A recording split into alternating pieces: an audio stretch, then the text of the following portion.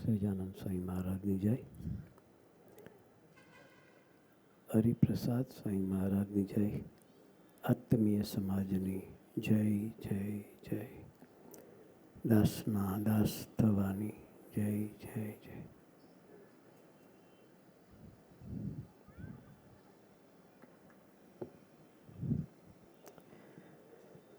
એક વર્ષ પછી તમારા બધાના દર્શન થયા.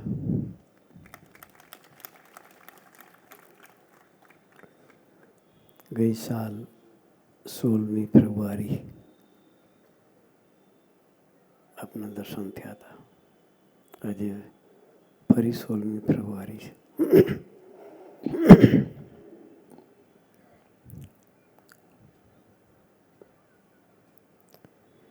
સત્સંગ શાને માટે કરવાનો?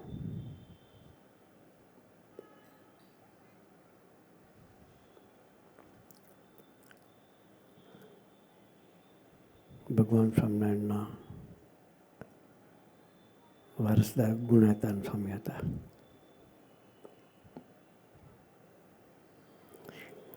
એમણે પોતાની કથા વાર્તામાં વાત કરેલી છે.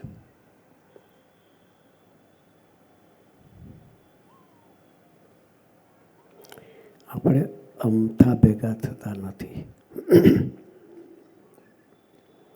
અમથા ભેગા થતા નથી.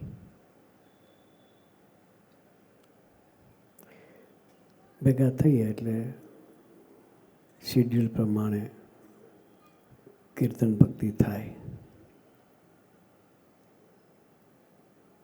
કોઈ વક્તા વાત કરે, આરતી થાય, પ્રસાદ જમીએ અને છૂટા પડીએ. લૌકિક દ્રષ્ટિએ આ શેડ્યુલ હોય. પણ ગુણાતાન સ્વામી કહ્યું કે અમથા ભેગા થતા નથી. ખાઈને છૂટા પડવા માટે ભેગા થતા નથી, કે મંજીરા વગાડીને છૂટા થતા નથી.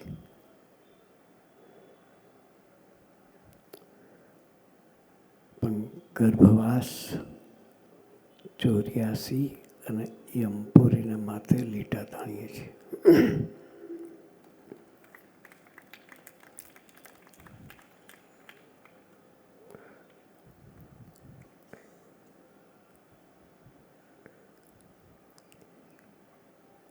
માતાના ઉદરમાં 9 મહિના રહી એને ગર્ભવાસ કહેવાય. 9 મહિના જે આપણે બે ધરતી પર આવ્યા છીએ એ બધા 9 મહિના માતાના ઉદરમાં રહીને આવ્યા છે.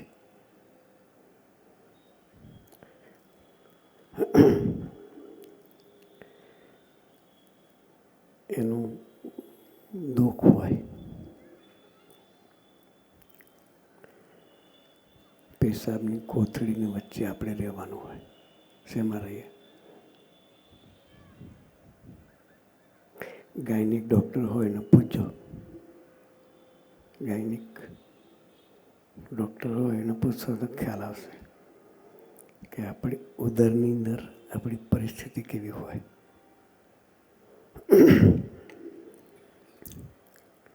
એ જ્યારે છોકરું જન્મે ને અંદર હોય ત્યારે પ્રાર્થના કરતું હોય કે પ્રભુ ફરી મને આ ગર્ભમાં નહીં મોકલતો. આત્મા છે, આત્માને તો પ્રાર્થના કરે પ્રભુ મને ફરી આમાં ના મોકલતો. બહાર આવે ત્યારે રડે.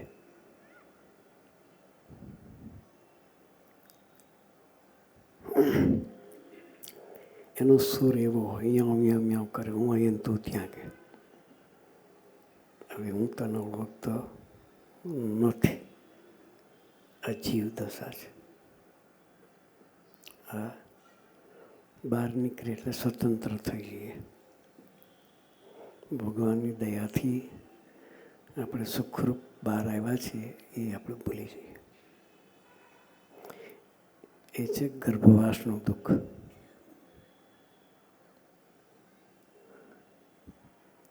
બીજું છે 84. 84 એટલે 84 લાખ જાતની યોની છે. એમાં આપણે જન્મ લીધેલા છે. 21 લાખ જાતના પૃથ્વી પર ચાલનારા પ્રાણીઓ છે. ગાય, ભેંસ, બળદ, ઘોડું, ગધેડું, કૂતરું અને આપણે માનવ બધા એમાં આવી ગયા ચાલનારા. 21 લાખ જાતના હવામાં ઉડનારા છે. મચ્છરથી માંડીને ગરુડ સુધીના બધા જ આવી ગયા. 21 લાખ જાતના જીવ પાણીની અંદર જળચર છે. એમાં નાનો પોરું કે ને પોરું, એ પોરાથી માંડી અને મોટા મોટા મગરમચ્છ ત્યાં સુધી બધા જીવ આવી ગયા. ને 21 લાખ જાતના વનસ્પતિ છે. આપણે જોઈએ કેટલી જાતની વનસ્પતિ છે. દરેકમાં જીવ છે. એ 84 લાખ જાતની યોની છે. ગુણાત્મક સાહેબ કહ્યું ગર્ભવાસ 84 અને યમપુરી એના માટે લીટાતાણી છે. અમથા ભેગા થતા નથી. યમપુરી એટલે શું? કે માણસ મરે પછી જેવા કર્મ કર્યા હોય એ પ્રમાણે એની યાત્રા ચાલે. ખરાબ કર્મ કર્યા હોય તો યમરાજા એને દંડ આપે. યમપુરીના દંડની આપણને ખબર નથી, પણ શાસ્ત્રમાં એનું વર્ણન છે. યમદંડ વાંચો કોક દાડા. એ ત્રણેય વસ્તુની પૂર્ણાહુતિ સત્સંગથી થાય.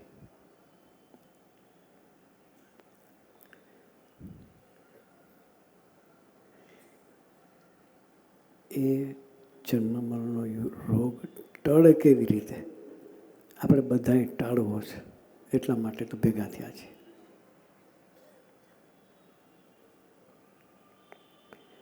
અમારા ગુરુહરિ સ્વામીજી કહેતા હતા કે દરેક વ્યક્તિને હઠ, માનને ઈર્ષા વળગેલા છે.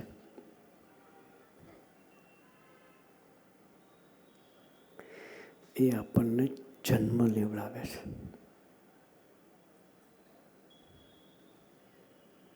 હઠમાન, ઈર્ષા, રાગ અને દ્વેષ એ વસ્તુ આપણને જન્મ લેવડાવે છે. એમાંથી મુક્તિ મેળવવી છે. એના માટે સત્સંગ કરવાનો.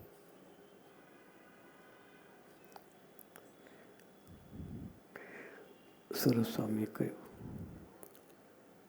કે દરેક વ્યક્તિ જન્મે છે ત્યાંથી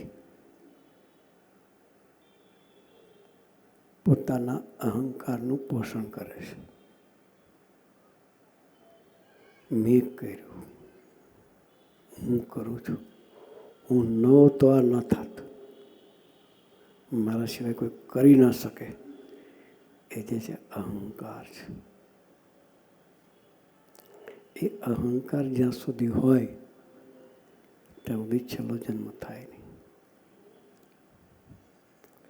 એટલે સુરસાએ કહ્યું ને કે શિબિરની થીમ, સમયાની થીમ 5મી જાન્યુઆરી જે ઉત્સવ આપણે જોયો એ થીમની હતી યાત્રા હુંમાંથી તુંમાં જવાની યાત્રા હતી.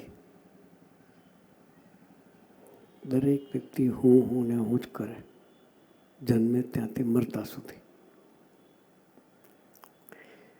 આપણી કહેવત છે કે ગાડા નીચે કૂતરું ચાલતું હોય, ગાડા નીચે કૂતરું ચાલતું હોય તો એમ કે હું ગાડું ખેંચું છું. ગાડું ખેંચનાર તો બળદ છે, કૂતરું નથી. પણ નીચે ચાલે છે તો એને અહંકાર છે. જીવ પ્રાણી માત્ર અહંકારથી જીવે છે. બુદ્ધિ નથી છતાંય પ્રાણીને શું બુદ્ધિ? ઢોરને તો કે વાત ના.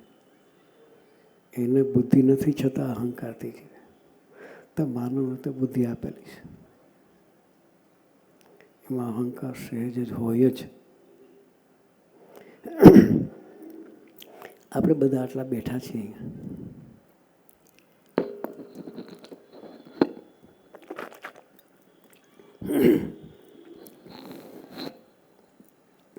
આપણા ફોટોગ્રાફર ભાઈઓ ફોટા પાડે છે.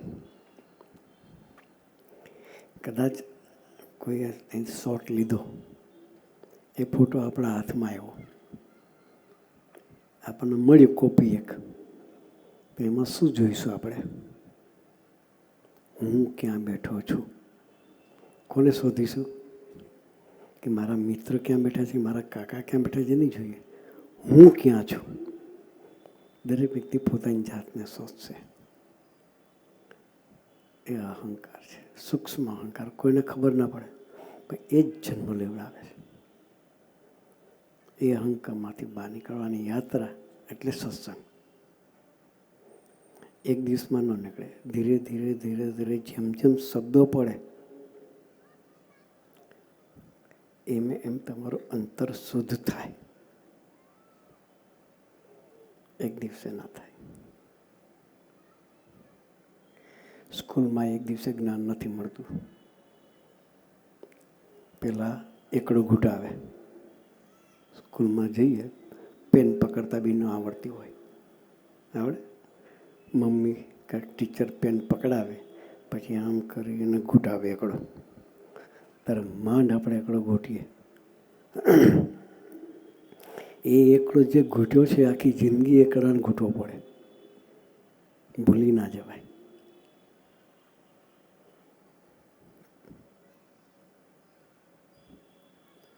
પ્રભુદર્શન સ્વામી વાત કરી, એકડાની વાત કરી, અદ્ભુત વાત કરી. મીંડુની કિંમત શું? નથિંગ. પણ એકડો જોડે બેસી ગયો તો 10 ગણી કિંમત થઈ.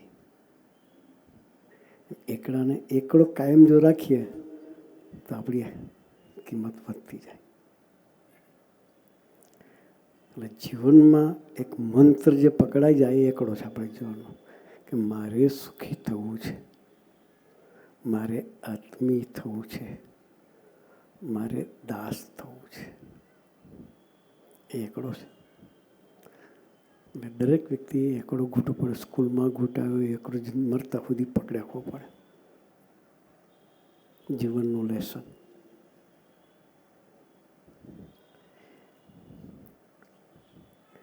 એટલે આપણે સુખી થવું છે. એ હઠમાં ઈર્ષાના ભાવથી દૂર થવું છે.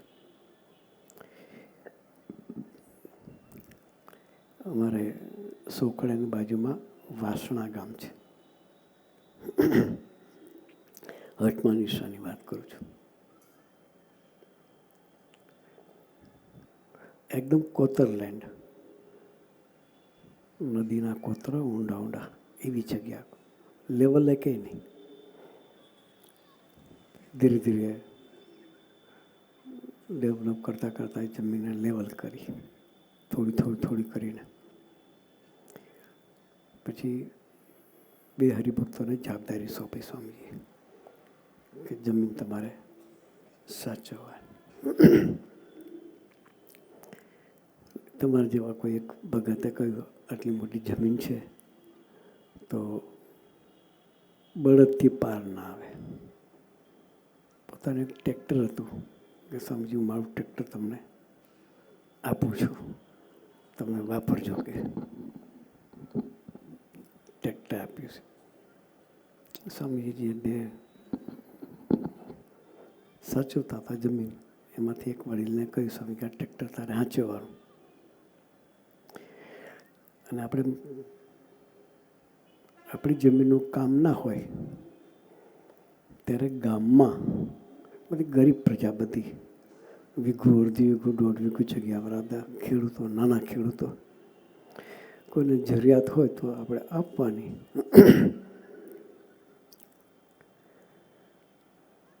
એની પાસે ભાડું નહીં લેવાનું. ને કદાચ કોઈ સારો હોય આપી શકે હોય તો એને કેમ થોડું ડીઝલ તું અંદર નાખી આલજે. ડીઝલના. હકીકત છે, કામ કરે થોડું ડીઝલ જે થાય એટલું તો આપવું પડે. કે વ્યવસ્થા હોય તો કહેવાનું કે તારે ડીઝલ ભરી હાલજે ટ્રેક્ટરનું. એટલે એ રીતે પેલા ભગતને ટ્રેક્ટર સમજી સોંપ્યું. હું 8મા નિશાની વાત કરું છું, ટ્રેક્ટરની વાત નથી કરતો. એટલે ટ્રેક્ટર સાચવવા માટે એક ભગતને આપ્યું કે તું સાચું છે, જે કંઈ હોય મેન્ટેનન્સનું ધ્યાન આપવાનું, કોઈને જોતી હોય તો આપણે આપવાનું. એટલે એ ભગત મેન્ટેનન્સ રાખે ટ્રેક્ટરને. અને મંદિરનું કામ ના હોય ત્યારે ગામમાંથી કોઈ માગતો આવે તો એને આપે. વાત કરે સજેશ છે ભાઈ કે તમારાથી પૂરી શકે તો ડીઝલ પુરાવો. કોઈ પુરાવે, કોઈ ન પુરાવે. એમાં એક વડીલ હતા ગામના ખેડૂત. એને પોતાની જમીન મોટી હતી, 15-20 વીઘા જમીન હશે. એ ટ્રેક્ટર લેવા આવ્યા. 15-20 વીઘા જમીન હોય તો ડીઝલ તો પુરાઈ શકે ને. મફતનું મળતું હોય તો બધા ઉપયોગ કરે. હા, એણે ટ્રેક્ટર માગ્યું. અને જે વડીલ હતા એ જાણે કે આને વ્યવસ્થા છે પોતાને. એટલે કોઈ ટ્રેક્ટર સ્વામી આજ્ઞા કરે એટલે ના તો પડાય નહીં. સારું કે લઈ જાઓ કે. 2-3 વખત જ્યારે જરૂર પડી ત્યારે ટ્રેક્ટર એને આપેલું. ખેડવા માટે આપે, ખાતર કાઢવા માટે આપે, બધી રીતે આપે. પાછા એમનો મિત્ર જેવા. પેલા કહે ખરા કે ભગત ડીઝલ પુરાવજો કે સ્વામીજીને આજ્ઞા છે. એટલે કે હા કે પણ ડીઝલ ના પુરાવે. પછી એક દિવસ સ્વામીજી મંદિરે બેઠા હતા, બધા દર્શન કરવા ગયેલા. જે કાકા ટ્રેક્ટર લઈ જતા હતા સ્વામીજી પેલા જે ભગતને જવાબદારી સોંપેલી ટ્રેક્ટર હાચવાને પૂછ્યું કે ટ્રેક્ટરની કન્ડિશન કેવી છે, મેન્ટેનન્સ કેવું વ્યવસ્થિત ચાલે છે કે. પછી આપણે જરૂરિયાત ના હોય ત્યારે કોઈને આપો છો કે. સ્વામીજી સજેજ પૂછ્યું ગામમાં કોઈને જરૂરિયાત તો આપવાની, એવું કહ્યું તો પૂછ્યું આપણું ફ્રી હોય તો કોઈને આપો છો. ત્યારે કે હા સ્વામીજી, કોઈ બી લેવા આવે ક્યારેય કોઈને ના નથી પાડતા કે. સારું. તો પેલા જે કાકા એ જોડે જ ગયેલા હાથે, જેને ટ્રેક્ટર 2-4 વખત લઈ ગયેલા, ડીઝલ પુરાવેલું નહીં, એ કાકાએ અવળી ફરિયાદ કરી કે સ્વામીજી આ પોતાના ખેતરમાં ટ્રેક્ટર ફેરવા કરે છે, અમને નથી આવતો કે. શું કે હવે આપણે આપતા હોય, ઉપરથી ડીઝલ બી કદાચ ભરાયું ના હોય ને ઉપરથી અવળી ફરિયાદ કરતા આપણું શું થાય? મગજ જાય. હો. એટલે પેલા કાકાએ ફરિયાદ કરી ઉલટાની કે સ્વામીજી આ પોતાના ખેતરમાં ટ્રેક્ટર ફેરે કરે છે, મને કોઈ દી આવતો નથી કે. મેં ઘણી વખત માગી પણ એક વખત નથી આપ્યો કે. તો પેલા ભાઈ ધીરેન કહ્યું કે કાકા સ્વામીજી આગળ તો સાચું બોલો કે. દુનિયા આગળ જોઠું બોલશો ચાલશે. એટલે ફરી પેલા કાકા કે ના સ્વામી કે આ જુઠ્ઠો છે કે મને એક વખત નથી આપ્યો કે. પાછા એ બી દરબાર હતા. એટલે દરબાર હોય તો એ શાંત રહ્યા બિચારા. બીજી વખત આવું કહ્યું એટલે ધીરેના સહેજ મોટા અવાજે કહ્યું કાકા તમને 2-3 વખત ટ્રેક્ટર આપ્યું, એક વખત ખેડવા આપ્યું, એક વખત ખાતર કાઢવા આપ્યું, પછી વચ્ચે એક વખત લઈ ગયા હતા કે 3-4 વખત તો આપ્યું છે. થોડો ટોન હાઈ ટોન થઈ ગયો હતો, પણ છતાં મર્યાદા મારીને બોલતા હતા. કે કાકા તમે સ્વામી આગળ તો જૂઠું ના બોલો કે. તો કે ના કે સ્વામીજી જૂઠ્ઠો છે કે ન બનો કે. તોય આટલું કીધા પછી બી કે ન જૂઠ્ઠો છે. પછી થોડા પેલા કડક અવાજે પેલા મોટેથી પેલા બોલ્યા હતા ને પેલા ભાઈ, એટલે સ્વામીજીએ એને કહ્યું કેમ મોટેથી બોલ્યો કે માફી માગ. હવે વાંક એનો ને માફી મારે માગવાની એવું. એટલે સ્વામી કે માફી માગ કે પેલા સ્વામી કીધું એટલે પગે લાગે, કાકા મને માફ કરજો કે. મોટેથી બોલ્યો જ કેમ કે તું. પછી સ્વામી કે એવું નહીં કે. પછી બે તમાચા મારી દીધા કે મર્યાદા રાખવાની, કે તારા કરતાં મોટા છે કે વિવેક રાખવાનો. બે તમાચા છોડી દીધા સ્વામીજીએ. પણ હેત હતું, હેત વગર કોઈને તમાચો મરાય નહીં. પોતાના હોય એની પર અધિકાર થાય. એટલે સ્વામીજી તમાચો મને કહે કે ઘેર લઈ જા, શીરો પૂરી 2 શાક બનાવીને જમાડ. હવે ગુનેગાર ને એને ઘેર લઈ જવાનો અને પાછો ઉપરથી શીરો પૂરી 2 શાક બનાવીને જમાડવાના, ભજીયા બનાવીને. એ કયો ન્યાય? આપણને ન્યાય લાગે? આપણે સાચા હોય ને જુઠ્ઠાને શીરો ખવડાવવાનો થાય તો, ને ઉપરથી 2 તમાચા ખાવાના. તમાચા ખાધા પછી એને શીરો ખવડાવવાનો. આ ગાંડી કોટ કહેવાય. શું કહેવાય? આ કેવી કોટ કહેવાય? ગાંડી કોટ. પણ ભગવાનની કોટ ગાંડી જ હોય. હો, પણ એક કાંકરે 2 પક્ષી મારતા હોય. એક કાંકરે 2 પક્ષી મારે, એ ભગવાનની કોટ છે. પેલાને મોકલ્યો કે જા શીરો બનાવીને જમાડજે, ઘેર લઈ જા, 2 શાક બનાવ, ભજીયા બનાવ, પૂરી બનાવ. પછી કે 2 પાટલા નાખજે, કે એક પાટલા પર કાકાને બેહાડજે અને બીજા પાટલા પર થાળી મૂકજે, કે વીઆઈપી ટ્રીટમેન્ટ. ચોરને ગુનેગારને વીઆઈપી ટ્રીટમેન્ટ આપવાની હોય. મગજ માને નહીં. હો,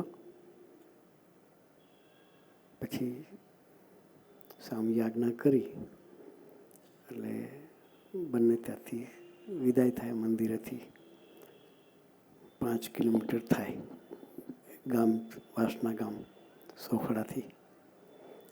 એટલે ગામડાના ગરીબ હરિભક્તો, એટલે ત્યાં બધી વ્યવસ્થા ના હોય, બેસન ના હોય, ભજીયા બનાવવા હોય તો એ ભાઈ હોકળા ગામમાંથી લેવું પડે. એટલે બધું ત્યાંથી ગામમાંથી થોડો સોજી લીધી. ઢોર હોય એટલે કદાચ ઘી તો હોય એટલે શીરો બની જાય. સોજી લીધી, બેસન લીધું ભજીયા બનાવવા માટે. ઘેર પહોંચ્યા. ઘરવાળીને કહ્યું કે શીરો પૂરીને ભજીયા બનાવો, 2 શાક બનાવો. ઘેરે મહેમાન આવ્યા છે. શું કે મહેમાન કોણ હતા તો પોતે જાણતા હતા. બનાવડાયું, તૈયાર થયું. એટલે સ્વામી આજ્ઞા કરી 2 પાટલા મૂકવાના, કે એક પાટલા પર બેહાડવાના, બીજા પાટલા પર થાળી મૂકવાની, કે સામે બેહીને જમાડજે. કે શીરો પૂરીને ભજીયા તૈયાર થયા એટલે કાકાને બોલાય, કાકા પધારો. કે જમવા બેહાડ્યા પાટલા ઉપર. થાળીમાં શીરો મૂક્યો. દરેક માણસને દિલ છે. ભલે દાદાગીરી કરી, પણ જ્યારે શીરો થાળીમાં પડ્યો એટલે કાકાની આંખમાં આંસુ આવી ગયા. જે કાકાએ ખોટી ફરિયાદ કરી હતી એ કાકાની વાત કરું, એની આંખમાં આંસુ આવી ગયા. પેલા ભાઈને કહ્યું કે ભગત, મેં તને તમાચો ખવડાવ્યો, તું મને શીરો ખવડાવે છે. શું કે મેં તને તમાચો ખવડાવ્યો જુઠ્ઠું બોલીને, ને તું મને ઉમંગથી શીરો જ માણે છે. ત્યારે પેલા જે ભગત જેને શીરો બનાવીને જમાડ્યા એ ભગતે કહ્યું કે તમે મને તો ઓળખો છો, કે મારો સ્વભાવને તમે જાણો છો. જો સ્વામીજીની હાજરીમાં તમે ન બોલ્યા હોત ને તો તમારી જીભ ખેંચીને તમારા હાથમાં આપી દેત. શું કહ્યું એને? સ્વામીજીની હાજરીમાં તમે ન બોલ્યા હોત તો તમારી જીભ તમને ખેંચીને તમારા હાથમાં આપી દેત. એવો મારો સ્વભાવ છે. કે સ્વામીજીએ જે તમાચો માર્યો ને એમાં મારો એક ક્રોધનો સ્વભાવ સ્વામીએ કાઢી નાખ્યો.